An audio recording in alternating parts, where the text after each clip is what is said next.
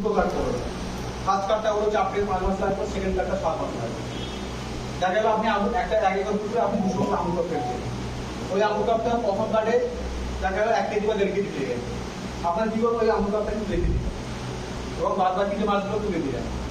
ওই আমুল কাপটা যখন নেক্সট কার্ডে থাকবে তখন কিন্তু ওই সাইজটা দেখবেন আজকে যে 200 1 কেজি 1.5 কেজি ছিল, ওটা 4 থেকে 5 কেজি হয়ে গেছে। এই প্রথম কার্ডের মাছই 1 বছরের 5 টাকা। আর সেটাই বলছি যে ওটা পুরো বছর রাখতে হবে। মানে অনেক কি করে ওই মাছ হারভেস্টের সময় সব মাছ তুলে দেয়, ওটা না তুলে আপনার পুরো বছর হয়ে গেছে। 3-4-5 মানে নামবে নর্মালি 4 থেকে 5 কেজি মাছ হয়। এটা কি হবে, পুকুরে কিন্তু ওরা এক্সেসিভ খাবার খেলো না। আপনার পুকুরে 200 পিস মাছ দিয়েছিলেন, ওটা 4 কেজি করে হলে 8 কুইন্টাল কিন্তু আমরা এক্সট্রা পেয়ে গেলাম।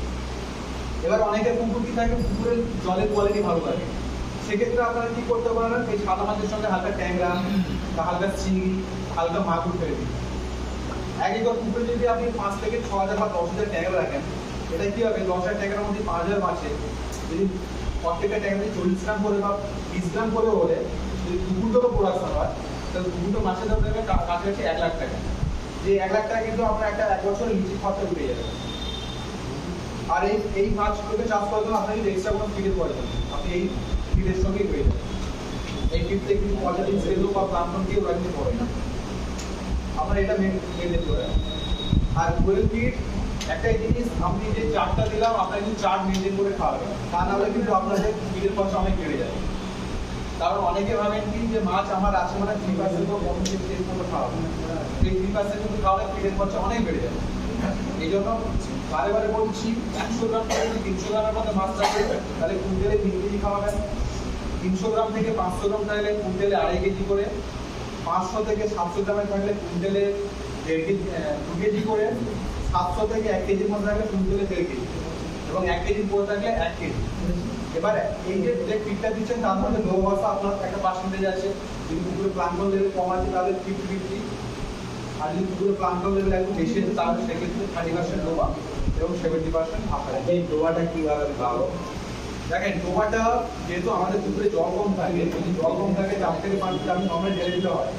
যদি পুকুরে অতিরিক্ত কালো থাকে, যে ফিটের সাইজটা ছোট আছে, সেক্ষেত্রে আপনারা যে ঝুড়ি টাইপের পাওয়া যায় না, বাঁশের ওই ঝুড়ি করে দিতে পারেন।